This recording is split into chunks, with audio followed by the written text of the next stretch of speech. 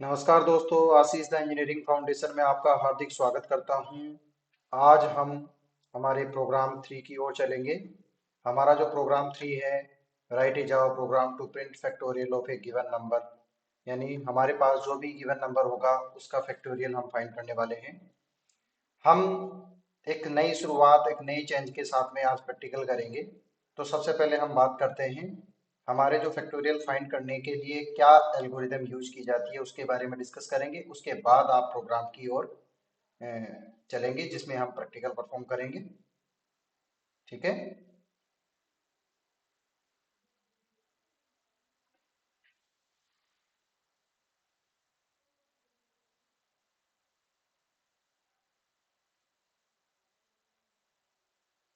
तो यहाँ पर देख सकते हैं, सबसे पहले हम बात करने वाले हैं हमारे एल्गोरिदम की।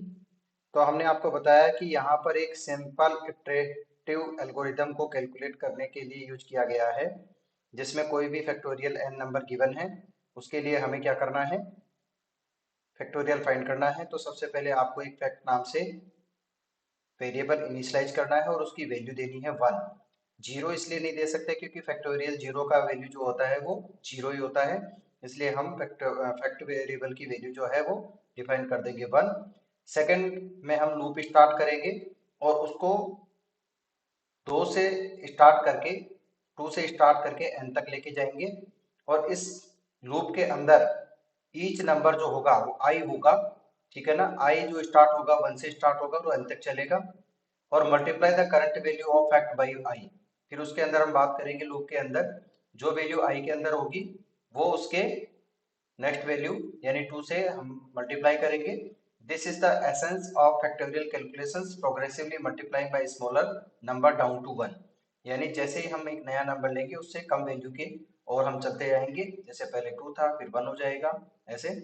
ठीक है। After the loop finish the fact variable will be hold the factorial of n. और फिर जब लूप फिनिश हो जाएगा तो जो फैक्टोरियल वैल्यू है वो एन में होल्ड हो जाएगी। तो इसी तरीके से हम बात करते हैं एक एग्जांपल के थ्रू से। हम यहाँ पर कैलकुलेट फॉर फैक्टोरियल का जो है वो 4 नंबर का जो हम है फैक्टोरियल फाइंड कर रहे हैं। तो सबसे पहले हम इसकी वैल्यू जो है वो 1 के इक्वल कर देंगे, इनिशियलाइज कर देंगे। उसके बाद हम बात कर रहे हैं कि लूप चलाएंगे। तो लूप हमारा फैक्टोरियल 4 फाइंड करना है, तो लूप चलेगा 2 से लेकर 4 तक। ठीक है। जो हमारा फर्स्ट स्टेशन है, जो हमारा फर्स्ट स्टेशन है वहां पर आई इक्वल टू 2 से वैल्यू स्टार्ट करेंगे, जहां पर फैक्ट ऑलरेडी पहले से मैंने 1 डिक्लेयर कर रखा है, डिफाइन कर रखा है। ठीक है। ये 1 जो है वो मल्टीप्लाई होगा 2 से, तो रिजल्ट मिलेगा 1 मल्टीप्लाई 2 इक्वल टू 2। अब मेरा जो सेकंड स्टेशन है वो स्टार्ट होगा। अब सेकंड स्टेशन क्या होगा, आई इक्वल टू 3, यानी मेरी वैल्यू क्या हो जाएगी, बढ़ जाएगी, आई की वैल्यू बढ़ जाएगी। ठीक है। और फैक्टोरियल जो वैल्यू है वो मेरी क्या आ गई है, पहले 1 थी अब क्या हो गई है 2। तो फिर से मल्टीप्लाई होगा 3 से।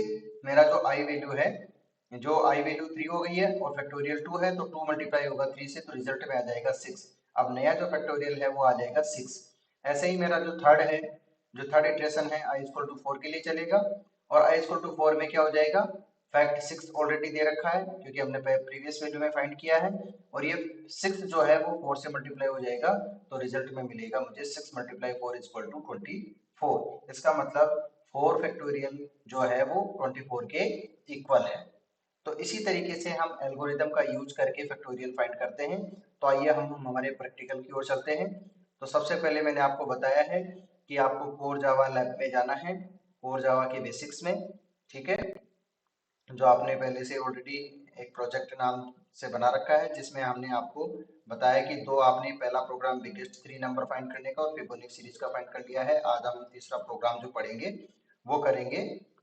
तो उसके लिए हम एक क्लास बना रहे हैं, तो एसआरसी फोल्डर के ऊपर राइट क्लिक करेंगे और क्लास को सेलेक्ट करेंगे। क्लास को सेलेक्ट करने के बाद आपको क्लास का नेम रखना है। तो हम यहाँ पर क्लास का जो नेम है वो रख लेते हैं, फैक्टोरियल फाइंड करना है तो फैक्टोरियल ही हम क्लास का नेम रख लेते हैं। ये हमने क्लास का नेम रख लिया है। और यहाँ पर हम एक बॉयलर कोड इंसर्ट कर देते हैं पब्लिक स्टैटिक वॉइड में, और फिनिश के ऊपर क्लिक करते हैं। ये कुछ थोड़ा सा टाइम लेता है। टाइम लेने के बाद में आप देखेंगे कि यहाँ पर आपका जो है एक कोड विंडो ओपन हो जाएगा। इसमें सबसे पहले आपको अपने प्रोग्राम का नाम लिखना है। जैसे हम बात कर रहे हैं डे 3 की, और डे 3 में आप प्रोग्राम कर रहे हैं प्रोग्राम 3, जिसका एम लिखेंगे, write a Java program to print factorial of a given number. ठीक है, हम सेव कर देते हैं। अब हम बात करेंगे कि हम जो भी नंबर मांग रहे हैं वो यूजर से डिमांड कर रहे हैं, तो उसके लिए सबसे पहले आपको एक पैकेज इंपोर्ट करना पड़ेगा। तो हमने एक पैकेज इंपोर्ट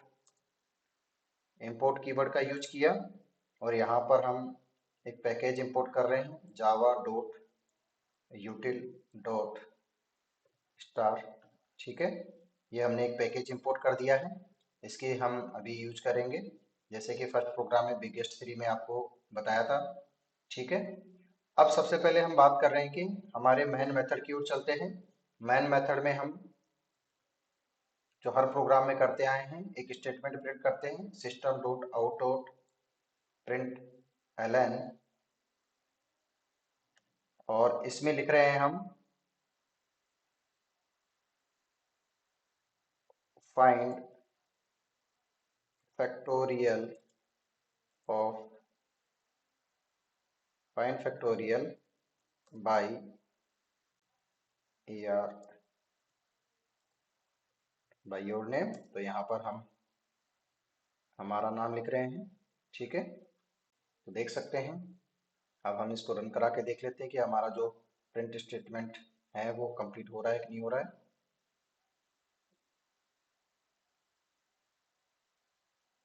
तो हमारा कंसोल ओपन हो गया है, कंसोल में find factorial by your name आ जाएगा। ठीक है, अब सबसे पहले क्या करना है, आपको आपको वेरिएबल डिक्लेयर करने हैं। तो कोई भी वैल्यू आप ले रहे हैं, तो इंटीजर वैल्यू हम ले रहे हैं, तो उसके लिए हमने एक एन वेरिएबल यहाँ पर डिक्लेयर करेंगे, और एक आई लूप के लिए, इटरेशन लूप के लिए, और एक हमने फैक्ट वेरिएबल ले लिया है। और फैक्ट की वैल्यू जो है वो हम 1 इनिशियलाइज कर देते हैं, पहले इनिशियलाइज कर देते हैं। फैक्ट की वैल्यू 1 इनिशियलाइज इसलिए करते हैं कि फैक्ट जो 1 जीरो के फैक्टोरियल जीरो की वैल्यू होती है वो जीरो ही होती है। ठीक है, नेक्स्ट हम बात करते हैं एन।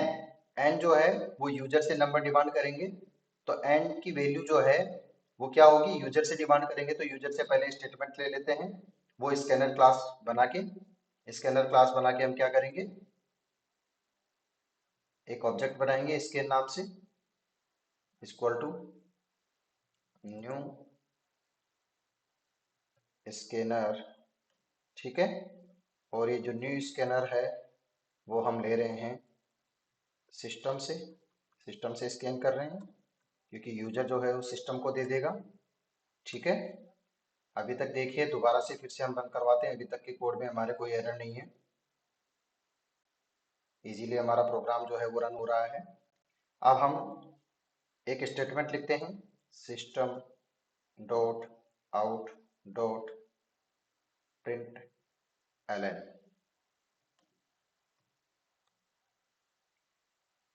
और इसमें लिखेंगे प्लीज एंटर योर नंबर। हमने यूजर से एक जो नंबर है वो डिमांड कर लिया है कि भैया एक नंबर जो है वो एंटर करो। यूजर जैसे ही एंटर करेगा वो वैल्यू कहाँ पर चली जाएगी, एन में चली जाएगी। ठीक है ना, तो उस वैल्यू को सिस्टम जो है वो मेरा स्कैन करेगा, तो मैंने स्कैन को कॉल किया, और ये नेक्स्ट इंट जो है वो इंटीजर वैल्यू को स्कैन कर रहा है यहाँ पर। ठीक है, ये मैंने पहले बताया था आपको। देखिए, इतना प्रोग्राम जो है मैं राइट कर रहा हूँ आपको, हमने एग्जीक्यूट करवाया, तो यहाँ पर आपका आ गया है प्लीज एंटर योर नंबर। मैंने जैसे प्रेस किया 5, तो अभी देखो कोई भी आउटपुट जनरेट होके नहीं आ रहा है, क्योंकि हम अभी तक फैक्टोरियल फाइंड नहीं किए हैं, एक लूप नहीं चलाया है।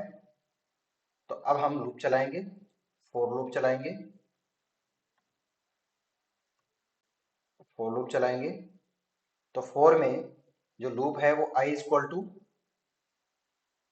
सॉरी, हम बात करेंगे i इक्वल टू जो हमारी वैल्यू है n स्कैन करके आया है, सबसे पहले तो वो उसकी वैल्यू को रीड करेगा। जैसे मेरा 5 है, ठीक है ना, तो हमने दे दिया जैसे i equal to n, i की वैल्यू जो है वो n सबसे पहले रीड करेगा, ठीक है, यानी i में n की वैल्यू चली जाएगी और i is greater than equal to कहाँ तक चलेगा, 1 तक चलेगा, क्योंकि फैक्टोरियल लास्ट मेरा फर्स्ट फैक्टोरियल क्या लिया था मैंने, 1 तक डाउन होता जा रहा है। जैसे मैंने 5 लिया है, n की वैल्यू 5 ले ली, जैसे प्लीज एंटर योर नंबर, मैंने दिया 5, तो 5 वैल्यू n में चली, i में चली जाएगी।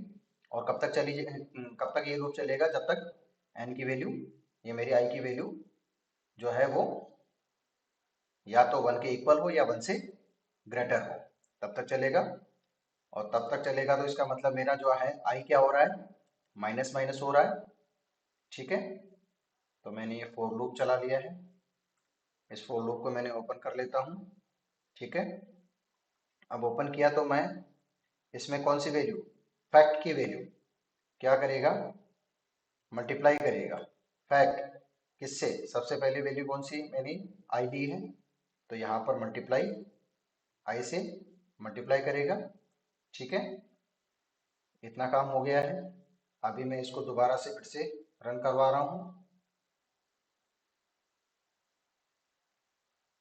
तो देखिए ये मेरे से वैल्यू मांग रहा है, मैंने डाला 7, तो यहाँ पर अभी भी कोई भी एक आउटपुट नहीं दे रहा है, तो हम फोर लूप से बाहर आ जाते हैं और यहाँ पर आउटपुट को प्रिंट कराने के लिए हम लिखते हैं system dot out dot print ln, ठीक है।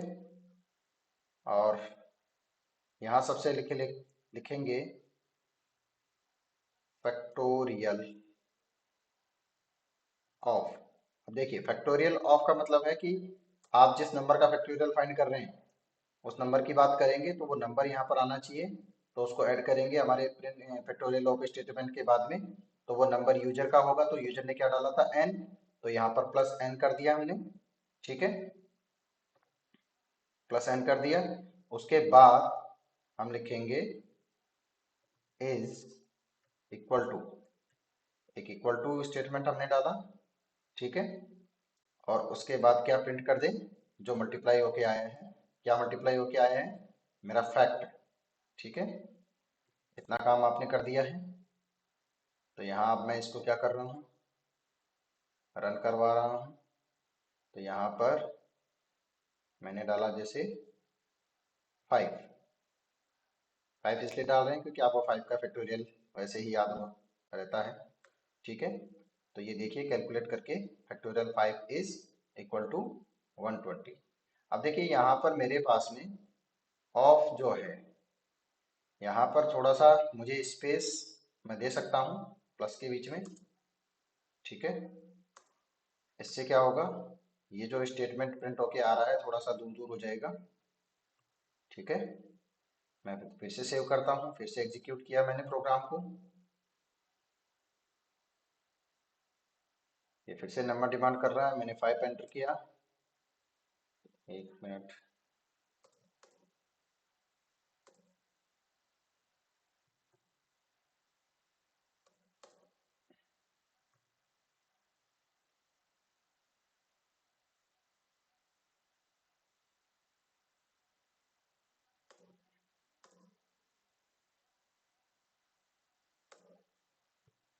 ठीक है। ये मैंने थोड़ा ब्लैंक स्पेस दे दिया है मेरे प्रिंट स्टेटमेंट में।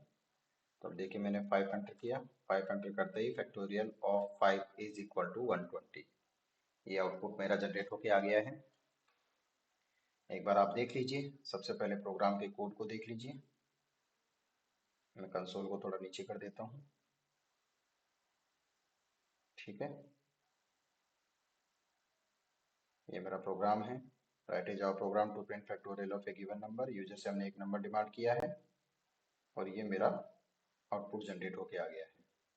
आउटपुट को भी आप देख सकते हैं, ठीक है, यहाँ तक सबको क्लियर हुआ होगा। अब एक एक की चीज करके फिर से हम रिकॉल कर लेते हैं। देखिए सबसे पहले हम बात करते हैं, आपने एक इंपोर्ट कीवर्ड लिया है। ठीक है, एक एक line line to line word to word बात करेंगे। ये जो इंपोर्ट कीवर्ड आपने यूज किया है, ठीक है, ये अनदर फंक्शनलिटी को ऐड करने के लिए यूज किया है, अनदर रिसोर्सेज से। अनदर सोर्स हमारे पास में पड़ा हुआ है, ठीक है ना, वहाँ से कोई भी पैकेज, कोई भी लाइब्रेरी इंपोर्ट करने की इसमें हमारे इंक्लूड करने के लिए हमारे प्रोग्राम में इंपोर्ट कीवर्ड का यूज किया जाता है। फिर हमने यूज किया है जावा डॉट यूटिल। ठीक है, तो जो जावा डॉट यूटिल की अगर हम बात कर रहे हैं, तो ये एक लाइब्रेरी है, एक जावा की लाइब्रेरी है। ठीक है, जो जावा की हमें प्रोवाइड करवाती है बहुत सारे टूल्स, कॉमन टूल्स यूज जैसे प्रोवाइड करवाती है ये लाइब्रेरी है जावा डॉट यूटिल। जैसे यूजर का इनपुट है, यूजर के लिए कलेक्शंस है जैसे लिस्ट, एरे, एंड भी बहुत सारी चीजें होती हैं। ठीक है, अब हमने उस पर्टिकुलर क्लास का नाम नहीं लिखा है, यहाँ पर लिखा है एस्ट्रिक। एस्ट्रिक का यूज किया है, तो एस्ट्रिक जो है वो इंडिकेट करता है कि we want to import all the functionality, कि हम चाहते हैं कि सारी की सारी फंक्शनलिटी यानी सारी की सारी क्लासेस जो यूटिल से रिलेटेड है वो सारी इंपोर्ट हो जाए। ठीक है, और हम यहाँ पर उसको यूज कर पाए। यहाँ पर जो है हम यूज कर रहे हैं स्कैनर क्लास को। कौन सी क्लास को यूज कर रहे हैं? स्कैनर क्लास को, जो कि किससे रिलेटेड है? यूटिल लाइब्रेरी से रिलेटेड है। ठीक है, इसको मैंने यूज किया जाता है यूटिलिटी के लिए। किसके लिए यूज किया जाता है? यूटिलिटी के लिए। ठीक है, नेक्स्ट हम बात करते हैं, हमने एक पब्लिक क्लास बनाई और ये हमारा क्लास का नाम जो है वो हमने रखा है फैक्टोरियल। ठीक है, क्लास क्या होता है मैंने पहले भी डिक्लेयर किया है, आपको पहले बताया है क्लास क्या होता है। क्लास एक कीवर्ड है, ठीक है ना। Declare that we are defining a blueprint for creating object. इसको हम बनाते हैं, एक ब्लूप्रिंट है हमारे ऑब्जेक्ट को क्रिएट करने के लिए। ठीक है, तो क्लास के पास क्या होता है? उसका खुद का डेटा होता है, उसके उसके खुद के मेथड्स होते हैं। डेटा मतलब वेरिएबल्स, और मेथड का मतलब इंस्ट्रक्शंस की बात हम करेंगे। और इनको यूज किया जाता है डेटा के ऊपर ऑपरेशंस परफॉर्म करने के लिए। फिर हम बात कर रहे हैं हमारे फैक्टोरियल। फैक्टोरियल क्या है? हमारा क्लास का नेम है।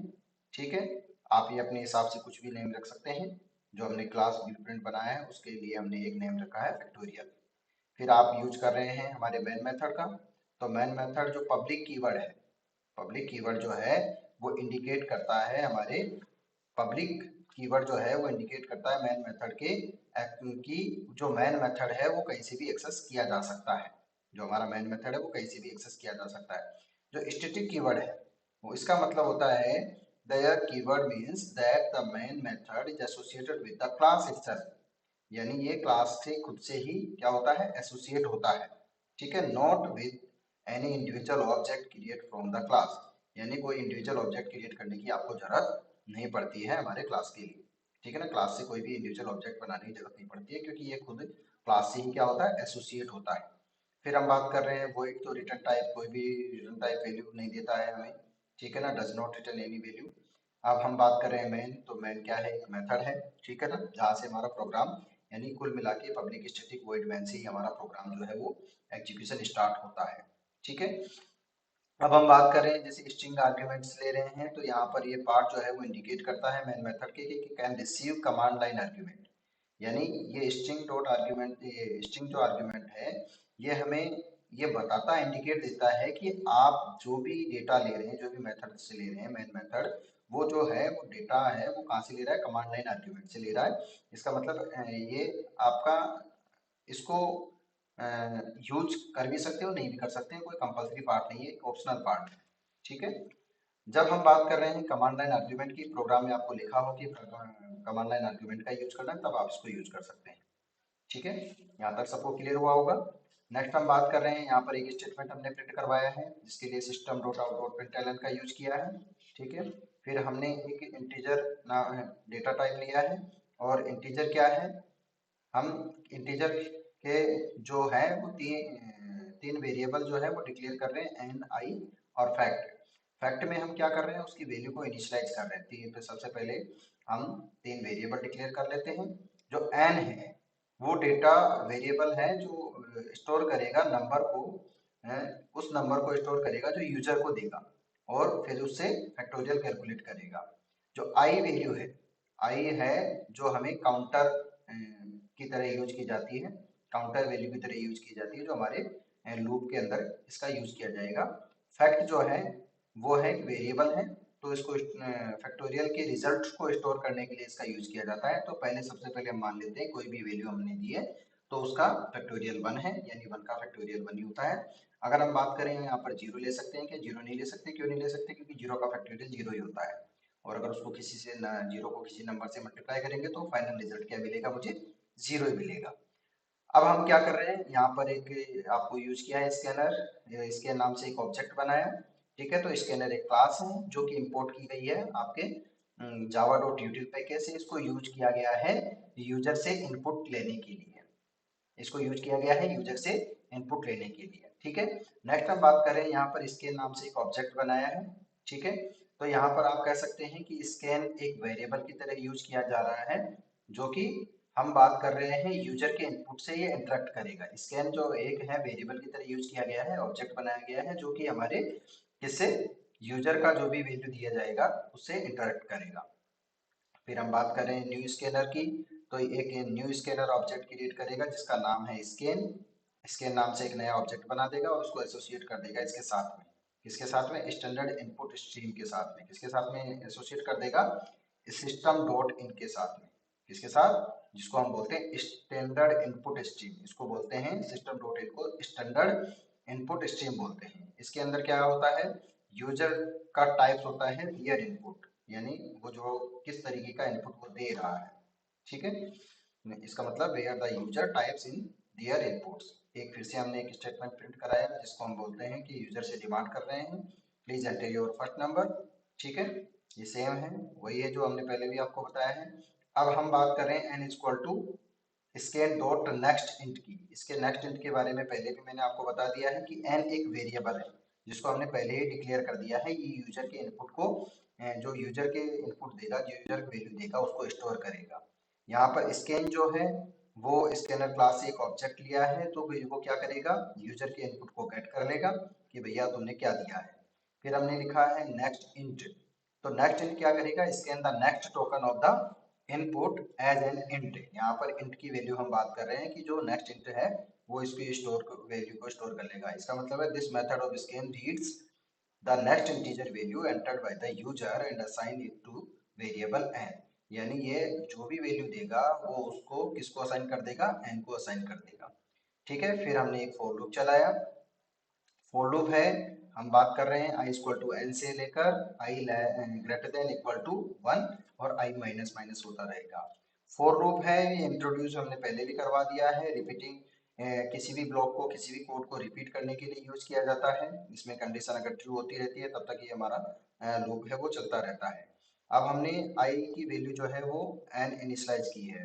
इस पार्ट में हम बात कर रहे हैं जो लूप काउंटर वेरिएबल है i, जिसको हमने कहा है ये वैल्यू n इसमें किसके साथ आएगा, वैल्यू n के साथ में आएगा। This means the loop will start from the number entered by the user. यानी लूप कहाँ से स्टार्ट होगा कि जो भी यूजर नंबर में एंटर करेगा वहां से मेरा लूप स्टार्ट होगा। जैसे 5 एंटर किया तो 5 से लूप स्टार्ट होगा, 6 एंटर करेगा तो 6 से लूप स्टार्ट होगा, और 7 एंटर करेगा तो 7 से स्टार्ट होगा।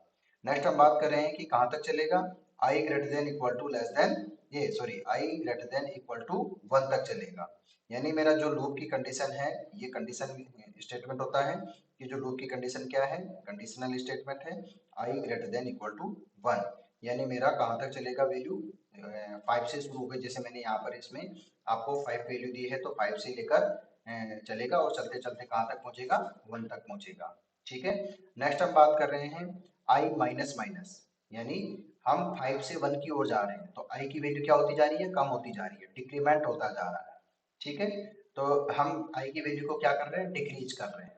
ठीक है, फिर हम बात कर रहे हैं फैक्टोरियल की वैल्यू। तो फैक्टोरियल की वैल्यू का मतलब फैक्ट, फैक्ट की वैल्यू पहले क्या थी, देखिए यहाँ पर फैक्ट की वैल्यू क्या थी, पहले 1 थी, तो 1, और ठीक है, और फैक्टोरियल की जो वैल्यू है वो कितनी डाली, आई की वैल्यू कितनी आ गई है, n डाली, तो n 1 मल्टीप्लाई 5, तो अब फैक्टोरियल की वैल्यू कितनी हो गई, 5। फैक्टोरियल की वैल्यू क्या हो गई है, 5। अब जैसे ही मेरा i माइनस माइनस होगा, यानी i की वैल्यू कितनी हो जाएगी, 4। i की वैल्यू कितनी हो जाएगी, 4। ये कंडीशन ट्रू हो गई है तो फिर इसके अंदर आ जाएगा। अब फैक्टोरियल की वैल्यू कितनी है, मेरी 5। ठीक है, अब मेरी जो फैक्टोरियल की वैल्यू है कितनी आ गई थी, 5 आ गई थी। अब मेरी फैक्टोरियल की वैल्यू 5 मल्टीप्लाई आई कितना है 4, 5 मल्टीप्लाई 4 कितना हो जाएगा 20, 5 मल्टीप्लाई 4 कितना हो जाएगा 20। अब मेरी जो फैक्टोरियल की वैल्यू है कितनी हो जाएगी 20। अब मेरी फैक्टोरियल की वैल्यू 20 हो गई, इसका मतलब आई माइनस माइनस फिर से हो गया, आई माइनस माइनस फिर से हुआ तो इसका मतलब यहाँ पर आई की वैल्यू कितनी हो जाएगी, आई की वैल्यू हो जाएगी 3। अब आई की वैल्यू 3 है, इसका मतलब मेरी आई की वैल्यू की कंडीशन चेक करेंगे, कंडीशन चेक किया तो आई की वैल्यू जो है वो 1 से ग्रेटर है, ठीक है, फिर से आई की वैल्यू आ जाएगी। अब आई की वैल्यू जो 20 है, यानी फैक्टोरियल की जो वैल्यू 20 हुई है, तो अब नया फैक्टोरियल क्या हो जाएगा 20 मल्टीप्लाई 3 60। अब आई की वैल्यू कितनी हो जाएगी 2, और 2 के बारे में बात करेंगे तो फिर से कंडीशन चेक करेगा कि आई की वैल्यू 2 बिल्कुल सही है, तो फिर से फैक्टोरियल इसके अंदर आ जाएगा। तो अब फैक्टोरियल कितना है 60, 60 मल्टीप्लाई 2 120। अब आई की वैल्यू कितनी हो जाएगी माइनस माइनस होके 1, आई की वैल्यू हो जाएगी 1, तो आई इक्वल टू 1, ये भी कंडीशन ट्रू है। तो अब मेरा जो है वो फैक्टोरियल कितना हो जाएगा 120 मल्टीप्लाई 1 यानी 120, तो 5 का फैक्टोरियल कितना हो जाएगा 120। अब फिर से आई माइनस माइनस होगा, तो आई माइनस माइनस होगा तो इसका मतलब आई की वैल्यू कितनी हो जाएगी 0, आई की वैल्यू कितनी हो जाएगी 0। तो आई की वैल्यू तो कितने, यहाँ पर कंडीशन चेक करेगा, कंडीशन चेक करेगा तो यहाँ से लूप से बाहर हो जाएगा। अब मेरा जो फैक्टोरियल वैल्यू है कितना है 120, ये फैक्टोरियल वैल्यू मैं यहाँ पर हमारे प्रिंट स्टेटमेंट में पास कर देता हूँ, तो ये वो हमारे आउटपुट में कन्वर्ट हो जाएगा, आउटपुट में चला जाएगा। तो मुझे लगता है आप सब लोगों को ये प्रोग्राम समझ में आया होगा, बहुत ही इजी लैंग्वेज में मैंने आपको समझाया है। इसी तरीके से आप हमारे रेगुलर वीडियो देखें, जावा को बहुत इजी समझाने वाले हैं, जावा को बहुत इजी तरीके से कोडिंग करवाने वाले हैं। ज़्यादा से ज़्यादा इसको शेयर करें, लाइक करें, और हमारे चैनल ने को अब तक आपने अगर सब्सक्राइब नहीं किया है तो सब्सक्राइब करें, उसके साथ में बेल आइकन को प्रेस कर लें, ताकि जो भी नोटिफिकेशंस हैं जैसे ही वीडियो में डालता हूँ आपके पास नोटिफिकेशन पहुँच जाए और आप इमीडिएटली उसको, ये 10-15-20 मिनट का वीडियो होता है, आप चलते हुए कहीं पर भी इसको देख सकते हैं, ठीक है। Again, thank you very much for watching this video. To see more video like this, please like, subscribe and share our channel with your friends so that you and your friends can also get the benefits of this video. See you in the next video with a new topic. Thank you.